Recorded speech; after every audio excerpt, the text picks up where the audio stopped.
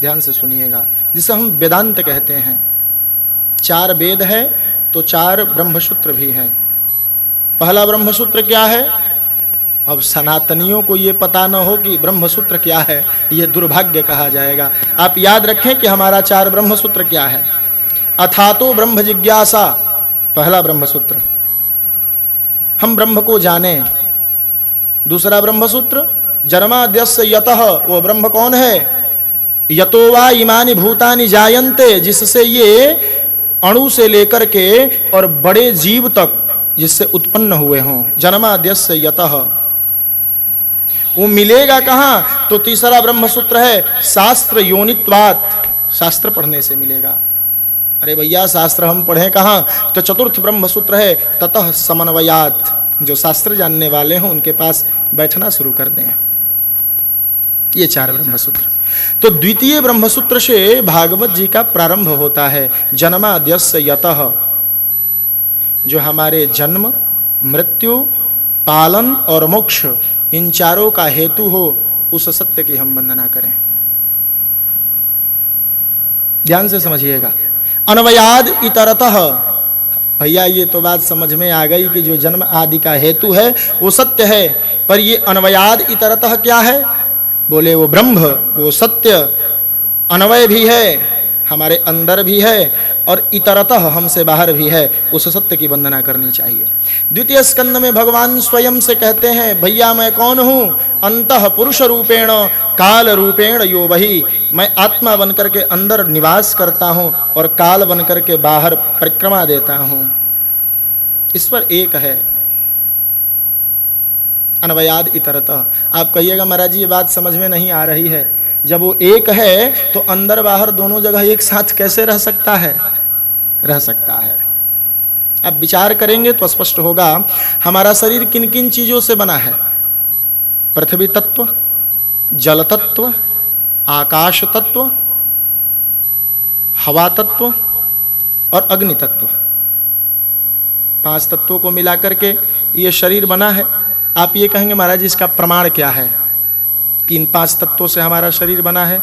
तो इसका प्रमाण यह है कि पृथ्वी सगंधाः सरसास्तथापः स्पर्शी च वायुर्ज्वलितम च तेजः, सबका एक एक गुण है। पृथ्वी सगंधा होती है तो हमारे शरीर से गंध आता है, ये पृथ्वी तत्व है हमारे शरीर में। और एक विशेषता है महाराज, सबके शरीर का अलग अलग गंध होता है, ये ध्यान रखिएगा। जैसा पीपल का वृक्ष गंध देगा वैसी तुलसी मां गंध नहीं देगी, दोनों का अलग अलग होगा। जैसा नीम का गंध होगा वैसे शीशम के वृक्ष का गंध नहीं हो सकता।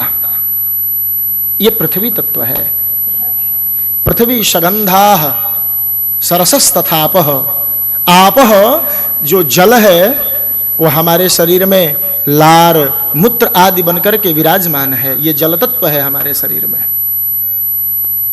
पृथ्वी सगंधाः सरसास्तथापः स्पर्शी च वायु, हवा का गुण है स्पर्श। हमें छूने पर पता लग रहा है। हम कूद करके किसी चीज को लांघ देते हैं, सिकुड़ने की बीमारी फैलने की उत्तेजना, ये जो हमारे शरीर में है ये हवा का गुण है। और ज्वलितम च तेजः, हमारा जो भोजन पचता है, हम सुंदर काले गोरे दिखते हैं, ये अग्नि तत्व है हमारे शरीर में। और जो हम सुनते हैं ये आकाश तत्व है। और इन 5 तत्व को हमारे अंदर अन्वय किया गया है। ये 5 तत्व हमारे अंदर हैं, पर हमारे अंदर रहते हुए भी ये 5 तत्व हमसे बाहर भी है। पृथ्वी यहाँ है, आकाश ऊपर है, पानी नदी में है, चूल्हा में अग्नि है, हवा वायुमंडल में है। तो जिस प्रकार ये 5 तत्व हमारे शरीर में रहते हुए हमसे बाहर है, उसी प्रकार ईश्वर भी हमारे शरीर में रहते हुए हमसे बाहर है। बात समझ में आ गई हो तो आगे चर्चा बढ़ाई जाए।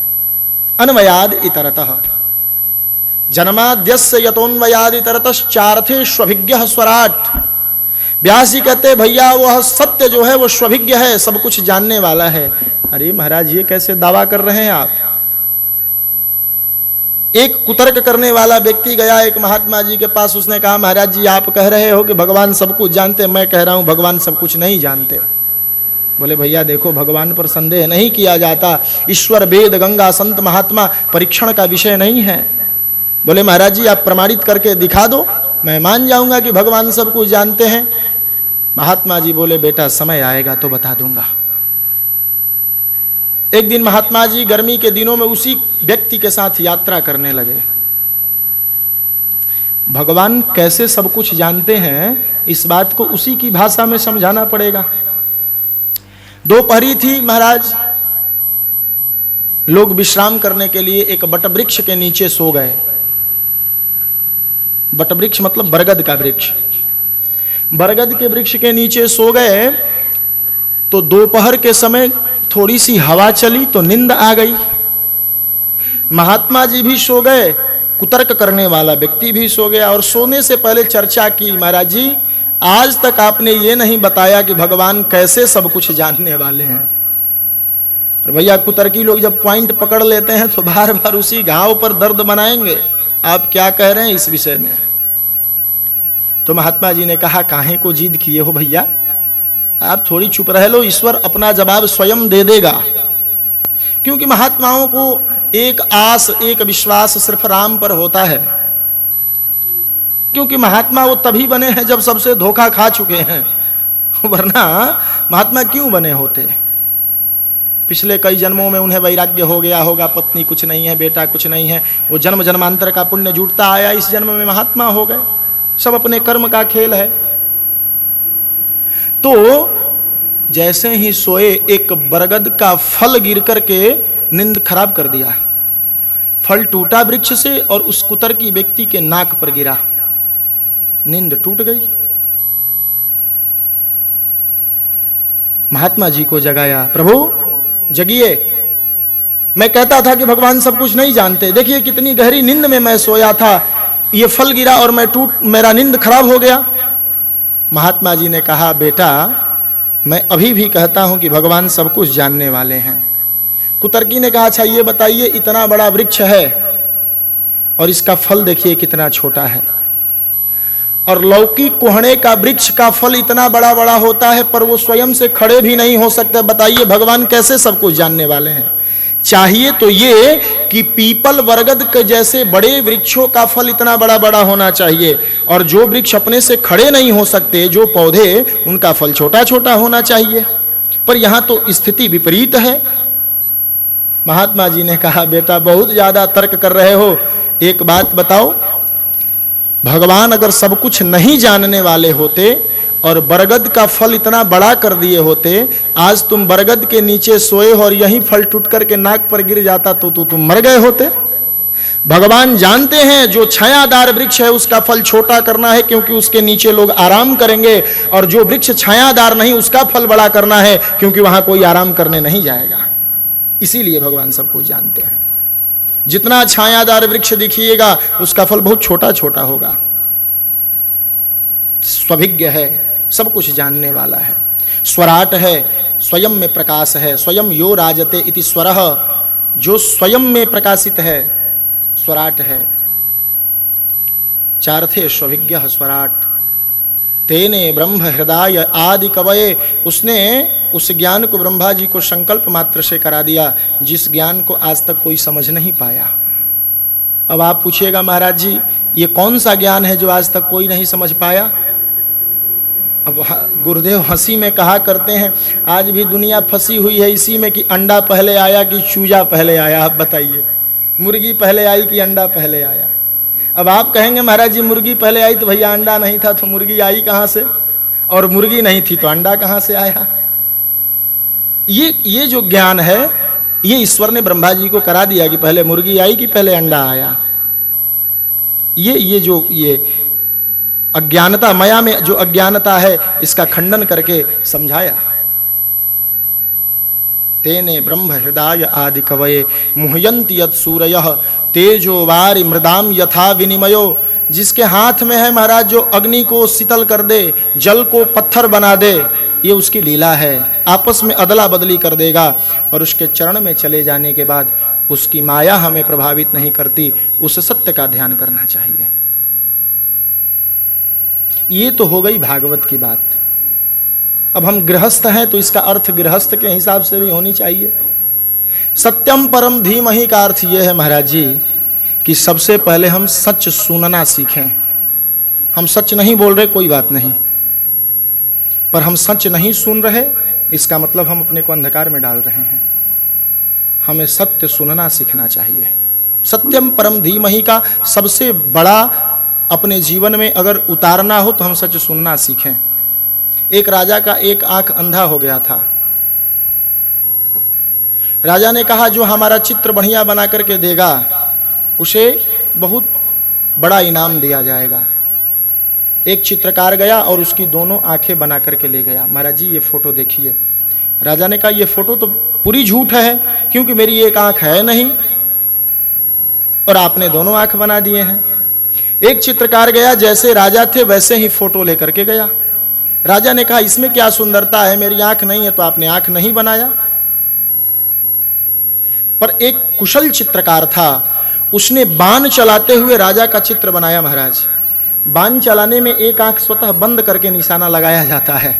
राजा ने जब इस चित्र को देखा तो गदगद हो गया। महाराज ये चित्र यथार्थ है, कोई समझ भी नहीं पाएगा कि राजा का आंख नहीं है क्योंकि बाण चलाते समय तो एक आंख बंद कर लिया जाता है।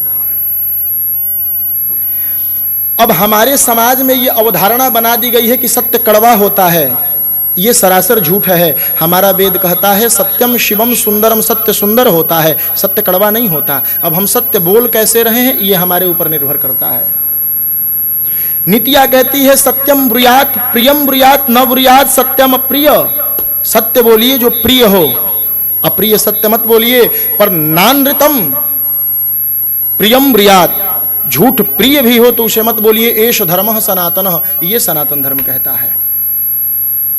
हम सच को परोस कैसे रहे हैं बंधुओं, ये महत्वपूर्ण है। और सरल भाषा में समझा जाए सत्यम परम धीमहि को तो ये जानिए कि व्यास जी ये आदेश कर रहे हैं बंधुओं आप भगवान विष्णु को माने। भगवान विष्णु को मानने का अर्थ क्या है? ये केवल भागवत की बात नहीं, हमारे सनातन धर्म के प्रत्येक क्रियाकलापों में ये बात बताया जाता है कि हम भगवान विष्णु को ही माने। आप कहेंगे महाराज जी आप ये क्या कह रहे हैं? हम आपको भटका नहीं रहे। आपके घर में बच्चे का जन्म होता होगा तो बच्चे के जन्म में सोहर दुर्गा जी का होता है क्या? रामकृष्ण का सोहर होता है महाराज। मतलब माताएं वहां बताना चाहती है जीव भले तू गर्भ से बाहर आ गया है पर मानना तुम्हें रामकृष्ण को ही है। वहां दुर्गा जी का सोहर नहीं होता। हम ये नहीं कह रहे आप भगवती को मत माने, शक्ति नहीं होगी, शक्तिमान की स्थिति शून्य हो जाएगी। पर शक्ति से अधिक महत्वपूर्ण शक्तिमान है। हम विष्णु को माने। थोड़ी सी हम आगे बढ़ें, हम जैसे ही यज्ञोपवीत संस्कार करते हैं तो उस सविता की उपासना बताई जाती है जहां ध्येयः सदा सवितृमंडल मध्यवर्ती नारायण सरसिजा समसन्न विष्टो, उस विष्णु की उपासना बताई जाती है। थोड़ा सा आगे बढ़े, हमारा विवाह होने लगे तो माताएं गीत गाती है आव सुराम चौक चढ़ी बैठस। वहां शिव जी दुर्गा जी कहाँ आती है? वहां राम जी ही आते हैं। आवस राम चौक चढ़ी बैठस। थोड़ा सा और बड़ा हुए, हम मर